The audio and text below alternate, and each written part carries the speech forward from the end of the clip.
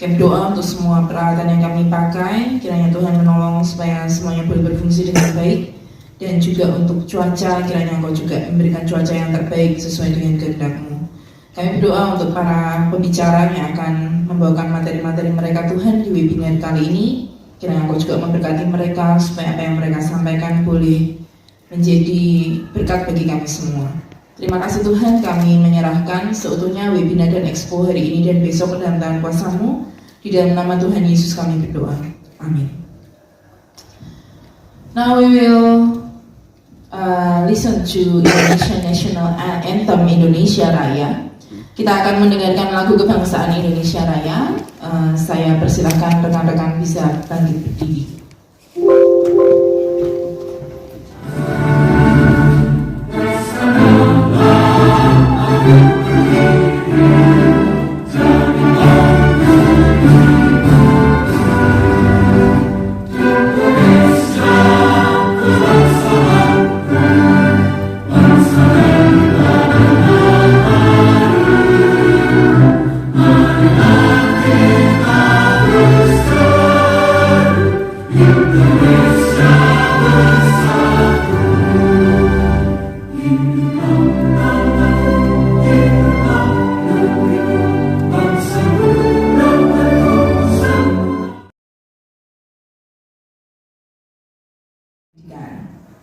This morning, our first session of the webinar series is about technology and technology 5.0 and society 5.0 in the higher education.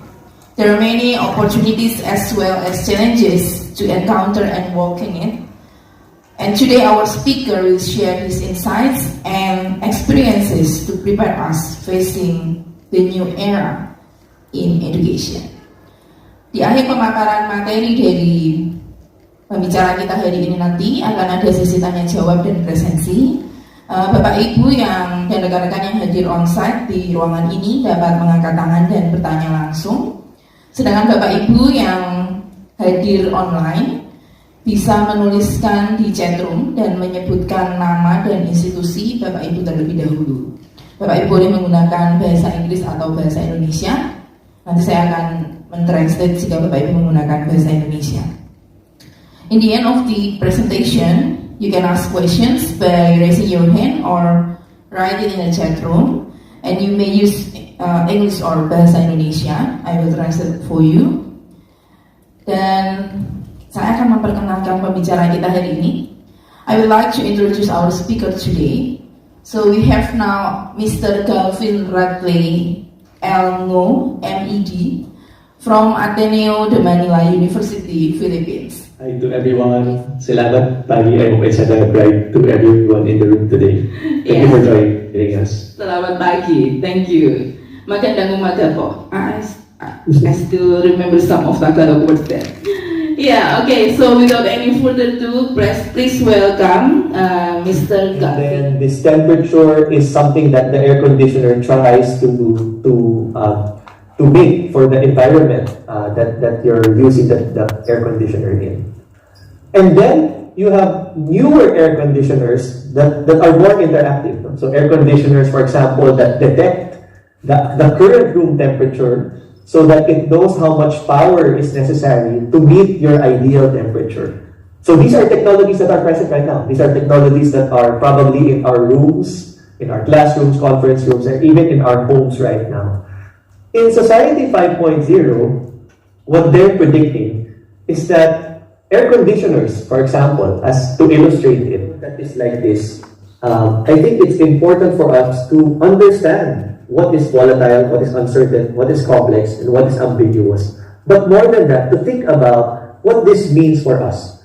What are skills? What are things that learners may need to learn in our universities so that they themselves, as citizens, as humans, as workers, for example, in the future, will be able to navigate this kind of world.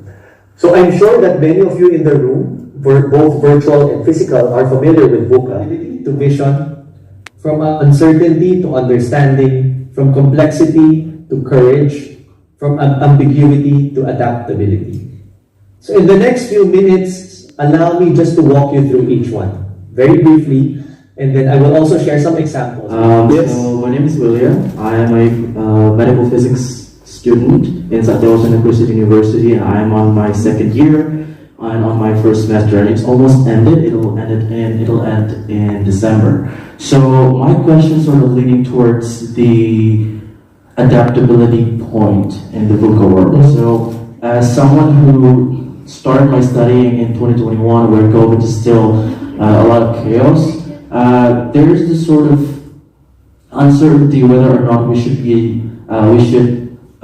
try and adapt to the real world after we're spending a lot of time in the virtual world. So it sort of affects our our activities. For the first one is that the way we should submit our assignments it differs now that we're in the real world, and it's sort of like the change is sort of not being faded gradually, but rather it is sort of forced to us because we have to be able to adapt so much faster than we should be. So, and for these reasons, there are a lot of students out there that sort of losing motivations to start or even trying to be better in class. As for me, I myself included, I am one of those people who are sort of losing the motivation to start and sort of leaning towards the perfection at first, but then right now I'm sort of like, oh, I'm not going to do this, I'm not going to do that. So in order to proceed to the technological 4.0, society 4.0 as a higher education student, how can we motivate and how we can make a constant, stable motivation for us to start or even finish our education? Thank you. Thank you, William.